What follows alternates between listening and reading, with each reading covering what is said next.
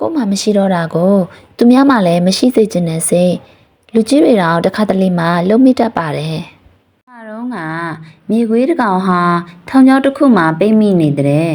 ။အစွမ်းကုန်ယုံထွက်လိုက်တဲ့အခါမှာတော့လွတ်မြောက်သွားတာပေါ့။ဒါပေမဲ့သူ့ရဲ့အရန်လာတဲ့အမီးကတော့ဖြစ်သွားတဲ့ကွယ်။အဲ့ဒီနေရာစားပြီးမြေခွေးဟာသူ့ရဲ့အမီးတုန်နေတာကိုတခြားမြေခွေးတွေမြင်တဲ့အခါခွေရမှာလောင်ရဲမှာစိုးပြီးတကောင်လေးပဲနေတော့တဲ့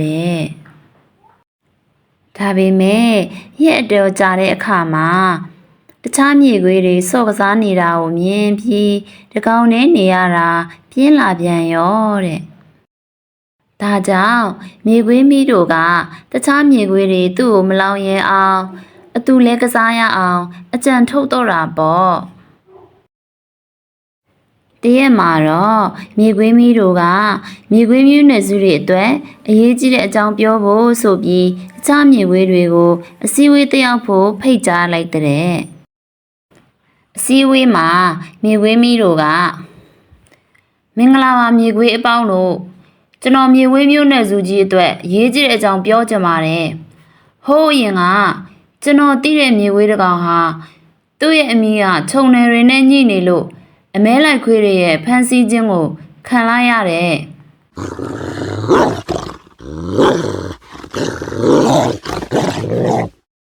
ပြီးတော့မြေခွေးတွေရဲ့အမီးဟာအရန်လေးတာကြောင့်မြင်မပြေးနိုင်ဘူးနောက်ပြီးလူသားတွေကလည်းအမဲလိုက်တဲ့အခါမှာသူတို့ရဲ့အောင်မြင်မှုအထိမ်းအမှတ်အနေနဲ့မြေခွေးမိတွေကိုဖျက်တောက်ပစ်ကြတယ်လို့ကြားတယ်ကျွန်တော်တို့တွေမှာဒီမီးတွေရှိနေတာဟာအန်နယ်များပြီးအတုံးလဲမဝင်ဘူး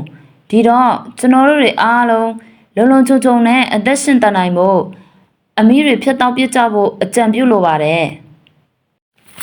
မြေခွေးမီးတို့ကအဲ့လိုပြောလိုက်တဲ့အခါမှာမြေခွေးအိုကြီးတစ်ကောင်ကဦးလေးဒီအမီးနဲ့ပဲနေလာတာနှစ်တွေအများကြီးရှိပါပြီဘာအနေမှမဖြစ်ခဲ့ပါဘူး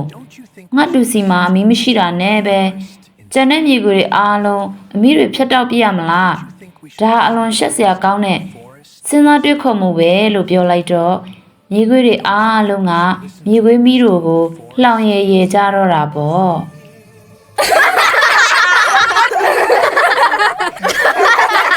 ဒီတော့မြေခွေမီးတို့လည်းအယမ်းရှက်သွားတာပေါ့အဲ့ဒီအချိန်မှာမြေခွေးလေးတစ်ကောင်ကအမီးမရှိတာဟာရှက်စရာမဟုတ်တလို့အန်တယ်လည်းမဖြစ်ပါဘူးဒါကြောင့်တငယ်ချင်းလဲတို့တွေနဲ့အတူတူပျော်ပါလို့ရပါတယ်သူများကိုပျက်စီးစေချင်တာဟာမကောင်းပါဘူးလို့ပြောလိုက်တော့မြေခွေးမီးတို့လည်းနားလည်သွားပြီးလောင်ရဲမှာမစိုးရင်တော့ပဲတခြားမြေခွေးတွေနဲ့အတူတူပျော်ပျော်ပါပါနေတော့တဲ့ကွယ်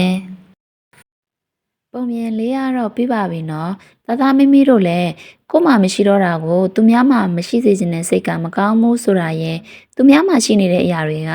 ကို့မှာမရှိဘူးဆိုရင်အားငယ်စရာမဟုတ်ဘူးဆိုတာကိုသိထားရမယ်နော်မိမိတို့ရဲ့ကလေးတွေကိုဒီလိုစဉ်းစားစေတဲ့ပုံမြင်လေးတွေကိုနားထောင်ခန့်ကျင်နေဆိုရင် channel လေးကိုဆက်လက်ပြီးတော့အားပေးပါအောင်နော်